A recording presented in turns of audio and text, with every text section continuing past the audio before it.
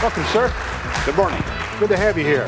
Thank you so much for getting up early and joining us at Mesa Morning Live. You better thank me. Do you feel good about your security? No breach.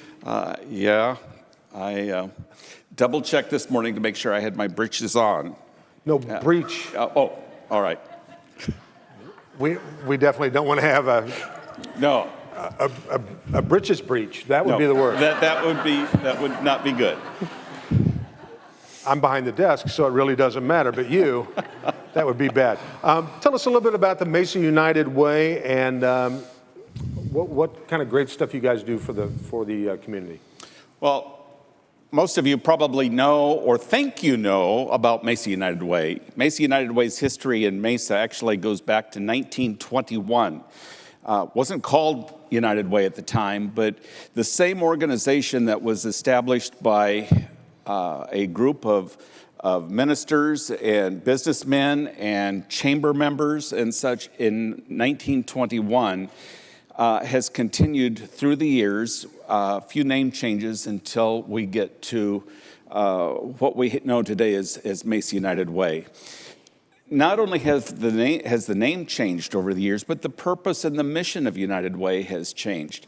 We live in a changing world, and if our institutions don't change along with it, then their value just kind of evaporates. Today, Mesa United Way's purpose, in addition to raising funds and supporting over 300 nonprofit organizations, today, our mission focuses on finding solutions.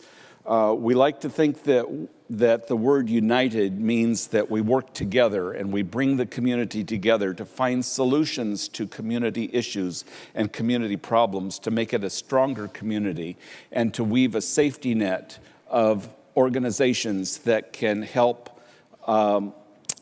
in times of need, help people who are hurting, and help the community be healthy overall. Well, that's a great mission, and I know as Mesa grows and the economy still is kind of stalling out and things are tough, I'm sure that's a real source of need for you guys.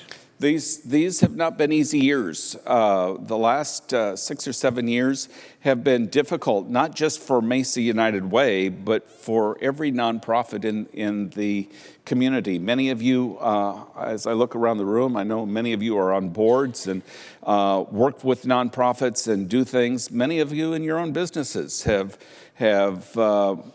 experienced that problem, and the help of the community, the safety net of the community has suffered over the last 6 years. We hope we're seeing a little bit of recovery, but I don't think that we're ever going to go all the way back to what we were 10 years ago in terms of work and support for nonprofits. The unfortunate thing is that the needs are the same. The needs haven't changed. People are still hungry. People are still homeless. People still need medications. People still need assistance with utilities. All those have not changed. It's just the rest of us that have changed. And now the task before us is to find how we can modify and adapt to those changes in the community so that we can address those needs that haven't changed. On a personal note, I've got a little note here that our crack research team has dug up. I understand you're a bit of a railroad tycoon. What's going on there? Can you explain that?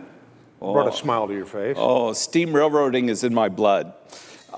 This goes back into the distant past in the 1970s, early 1970s, when I lived in Washington State, and we got a group together and rescued an old steam locomotive that was way up in the Cascade Mountains, and we brought it up to federal railroad standards, and as an official bicentennial project, we operated a steam railroad for a number of years from, if any of you know anything about Washington State, ran from Cedar Woolley, 25 miles up into the mountains at Concrete, Washington. And one of the things I'm really proud about, to be president of a railroad, a steam railroad. If you haven't ridden behind a steam railroad, you don't know what railroading is about. That's very impressive. Was the name of the town Concrete, Washington? Concrete, Washington. That's, I wouldn't be surprised if a lot of the cement that's been used here and around the country originally came out of Concrete, Washington. That would make sense. Where are you from originally? I'm originally from Anacortes, Washington, which is probably best known as the jumping off point with the Washington State ferries to go to the San Juan Islands and all the way up into Canada. Anacortes. I should have married a woman named Anna. That would have been good. Actually, the city was named after a woman named Anna. That's how it got its name. Well, see. Anacortes, and it was misspelled. Oh. So close to a brush with fame. Well, Yeah. Does anybody have any questions for Dan before we turn him loose? We appreciate all the great stuff you're doing.